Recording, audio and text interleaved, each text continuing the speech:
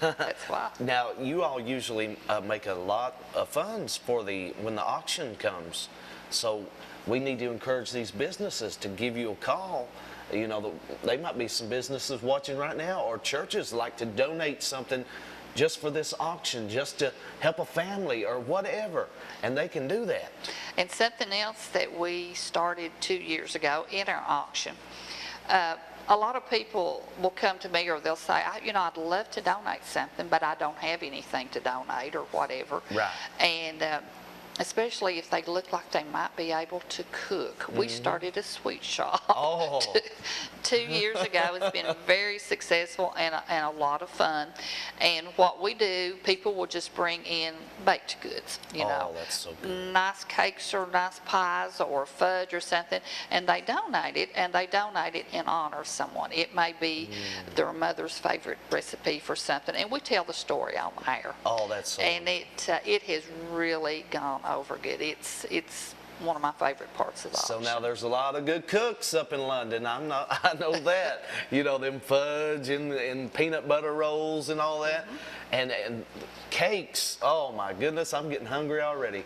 But you can help somebody. Just bake up something real nice and donate it. That's right. And when you're baking that cake or that pie and you're bringing it in, you know, when you're sitting there preparing it, you're helping put food in a child's home during the summer.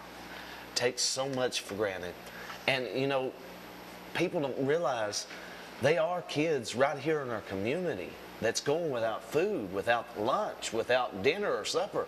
You know, we need to do our part. We're in the land of plenty, but there's still people doing without.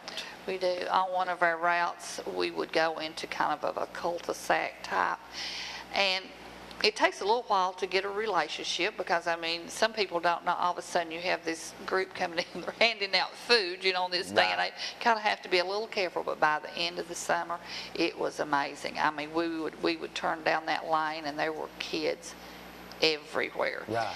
And for churches, I can't think of anything that would be any better. It hooks you up with kids. You establish a relationship. They begin to trust you. And then, I mean, it's a perfect way for churches to invite people to church. Wonderful. And you've already established that trust and that relationship. But last year, in that same little area, we would have went into one of, well, it was East Bernston Baptist Church. And right at the end of the summer, this little boy had taken chalk and drawn a big heart and put in there, "I love God" on it. And we have lots of stories, you know. So it is a really good mission for a church to get involved in. And this takes so much planning. I mean, you just can't do it overnight. It takes constant planning, the planning of the auctions, the planning of the things to get together, volunteer planning, people getting involved. It's a constant ongoing thing. It goes year round. It definitely does. Our auction will end on Saturday on the 25th, and then I go to summer feeding training 2 weeks later, and we start on summer feeding. So, and then that will end, it starts as soon as school goes out and ends when school starts back. And then we start in our campaign in the corporations and the business and stuff. So it never stops. Now, how does neither does the need. Right. Well, how does the summer feeding? What's the process of that? Do you just deliver them food, or how is that? Again, you'll go to. The food is actually prepared at London Elementary. You'll have your crews come in and you pack your bags. Okay. Now you'll have you'll have a milk, a juice, a vegetable, a fruit, and then you have a sandwich. And I mean, these sandwiches, they are top-rate meat. It's ham, turkey, bologna, you know, always one of those. And you can also get hot dogs. Most churches, I think, usually have cookouts. Right. At the end of their Bible school, you can get the hot dogs, buns, and everything that I just mentioned.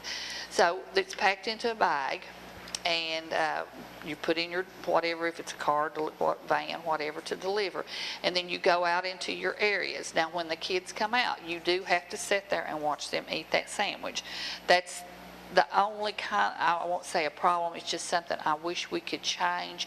We can't, it's a federal regulation. Right. And and I understand why, watching them eat, if they eat half a sandwich and they lay down or lay it down and go play for 2 hours and come back in the heat, they could get food poisoning. Right. So that's the thinking behind that. However, they can take their juice and their vegetable, their fruit, and then we usually put the baked chips in there too. They can take that back to their home like for a snack. Oh, that's There's a little check sheet that you just check off how many, you feed, and then I get all the check sheets and put it all together, and That that's is how it works. so wonderful, Judy. I mean, you're just doing so much and helping the community so much, helping the town, everything.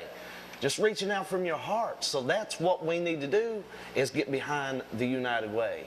And how do we do that? Call Judy. She'll tell you. 330-0702. Once again, the big auction's coming up at February the 22nd, starting time from 6 to 11.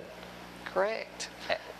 And wonderful. I mean, every little bit will help. If you got something you'd like to donate or maybe like to get involved, I'm